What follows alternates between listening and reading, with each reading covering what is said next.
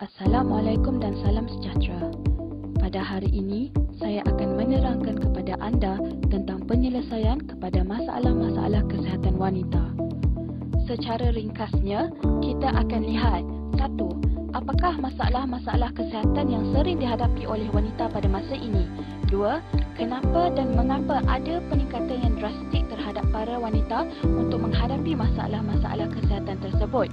Ketiga, salah satu penyumbang terhadap peningkatan dan berlakunya masalah-masalah wanita ini, serta akhir sekali penyelesaian kepada masalah-masalah tersebut. Baiklah, mari kita mula.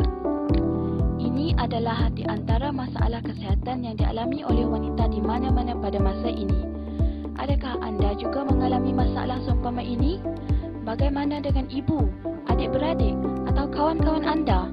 Adakah mereka juga mengalaminya? Contohnya, saya sendiri mengalami sakit period yang teruk dan ia akan berterusan untuk beberapa hari. Dan kerana memakai tuala wanita juga, saya akan berasa sangat tidak selesa serta gatal. Keadaan tidak selesa ini saya hadapi setiap hari kerana saya juga memakai panty liner. Sebab tidak tahan, ramai di antara kawan saya tidak memakai panty liner. Okey, kembali kepada slide. Ramai wanita menderita akibat fibroid, iaitu sejenis ketumbuhan di dalam rahim. Dan kesan fibroid ialah ia akan mengganggu aliran haid, memberi kesan buruk kepada pundi kencing dan juga sakit perut. Adakah anda tahu bahawa semua wanita mempunyai fibroid di dalam rahim mereka? Masalah hanya timbul sekiranya fibroid ini membesar dan toksin dalam tuala wanita dan panty liner biasanya adalah punca kepada pembesaran fibroid ini. Sekiranya fibroid melebihi 8 cm, ada kemungkinan besar doktor bukan hanya akan mengeluarkan fibroid tetapi rahim juga.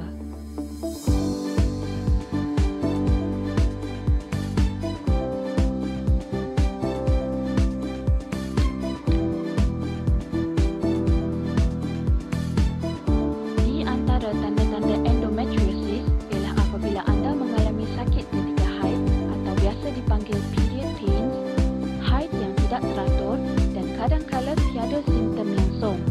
Ada kemungkinan anda dapat tahu yang anda menghidapi endometriosis dan ianya sudah teruk sehingga doktor terpaksa untuk membuang seluruh uterus atau sistem peranakan anda. Tidakkah itu menakutkan? Hari ini kita pasti biasa dengar tentang kanser. Mungkin ada orang yang kita kenal mengidap kanser. Jumlah wanita yang mengidap kanser semakin meningkat dan surat khabar telah melaporkan bahawa seramai 1,600 wanita didiagnoskan dengan kanser pangkal rahim setiap hari. Dan antara faktor atau penyebab utama kepada berlakunya kanser ialah lemah sistem ketahanan badan yang boleh disebabkan oleh toksin yang bernama dioksin. Ingat, toksin yang bernama dioksin. Sebelum itu, mari kita lihat beberapa gambar dahulu.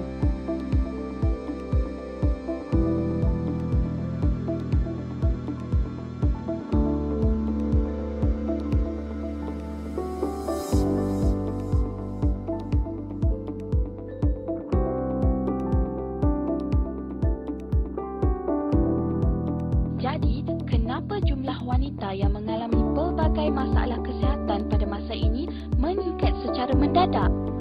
Jawapannya ialah dari kesan penggunaan tuala wanita dan panty liner yang mengandungi dioksin.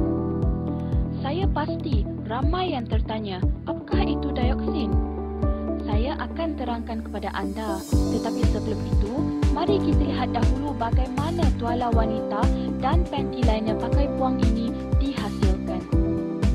Semasa membeli tuala wanita dan panty liner, kita nampak ianya putih bersih, tetapi sebenarnya ia bukan sebersih yang kita sangkakan. Hakikatnya, tuala wanita dan panty liner pakai buang ini dibuat daripada barangan gitar semula seperti surat khabar dan kotak-kotak huruf. Saya pasti semasa emak menjual surat-surat khabar lama, dia tidak terfikir bahawa surat-surat khabar itu akan digitar semula menjadi tuala wanita dan panty liner yang kita gunakan sekarang. Untuk Untuk menghasilkan tuala wanita dan panti lainnya yang kita gunakan, barangan kitar semula yang kotor dan mengandungi kulat dan bakteria ini akan melalui proses pelunturan yang sangat kuat. Bahan-bahan kimia yang digunakan di dalam proses pelunturan ini akan menghasilkan sejenis toksin yang sangat berbahaya yang dikenali sebagai dioksin. Apakah sebenarnya dioksin?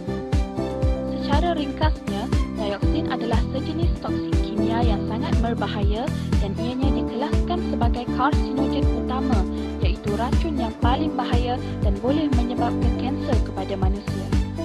Terdapat juga pelbagai masalah kesihatan lain yang disebabkan oleh penggunaan dan pendedahan kepada bahan yang mengandungi dioksin seperti tuala wanita dan panti lainnya kitar semula. Menggunakan tuala wanita dan panti lainnya yang mengandungi dioksin boleh menyebabkan semua masalah ini.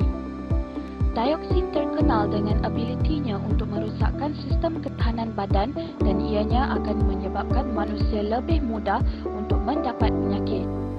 Selain daripada itu, dioksin juga mengganggu sistem hormon badan yang bermaksud seseorang wanita yang mempunyai ketidakseimbangan hormon boleh mengalami masalah kemandulan, susah untuk mengandung, keguguran, menghadapi perjalanan haid yang tidak teratur dan banyak lagi. Bukan itu sahaja, dioksin juga boleh menyebabkan kanser, masalah reproduktif dan pembesaran yang serius. Contohnya adalah gangguan pembesaran janin yang menyebabkan kecacatan pada bayi serta ketidakmampuan untuk belajar atau menerima input. Adakah anda bersetuju yang keadaan ini banyak berlaku di sekeliling kita sekarang? Dioksin adalah sangat berbahaya sehingga ia jauh lebih bahaya daripada cyanide dan arsenik. Bolehkah anda bayangkan sekarang betapa tingginya ancaman dioksin ini? Dan kita menggunakan tuala wanita dan panti lainnya setiap hari tanpa memikirkan perihal ini langsung. Terdapat banyak laporan yang menunjukkan bahaya daripada menggunakan tuala wanita dan panti lainnya bertoksin ini. Tetapi mungkin anda di antara kita yang tahu tetapi tidak mampu untuk melakukan apa-apa kerana tiada barang alternatif.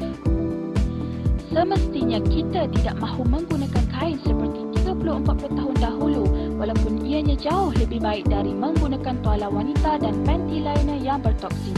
Dan kerana wanita pada masa itu tidak menggunakan tuala wanita dan panti lainnya yang mengandungi dioksin, sekurang-kurangnya masalah kesihatan yang telah saya sebutkan tadi jarang berlaku. Di sini, ia mengatakan supaya anda tidak tertipu dengan keputihan tuala wanita pakai buang ini. Kini sudah ada penyelesaian untuk mengatasi masalah ini. Terdapat satu alternatif daripada menggunakan tuala wanita dan panti lainnya yang mengandungi dioksin.